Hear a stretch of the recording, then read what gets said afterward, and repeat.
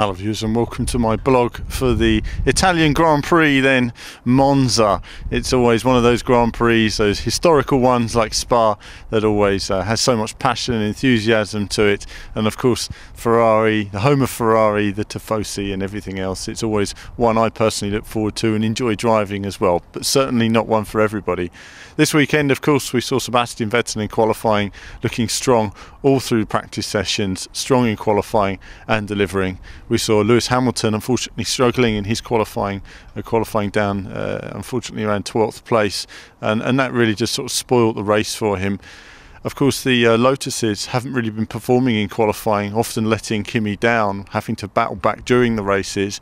And unfortunately yet again they weren't on the qualifying pace this time, but there did seem to be an improvement from McLaren, and certainly Toro Rosso seemed to have their car well dialed into the circuit.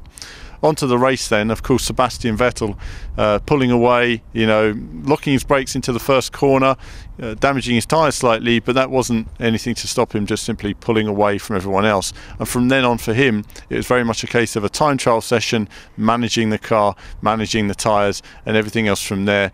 It wasn't really a race for him. It's just one of those when you hoped that people could stick near him.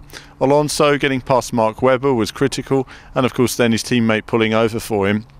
An improved afternoon from Ferrari, certainly. They always perform well at Monza, and of course under great pressure as well, but certainly it's a shame that Alonso wasn't able to deliver this time or even take it to Sebastian. That lead was seemingly well under control.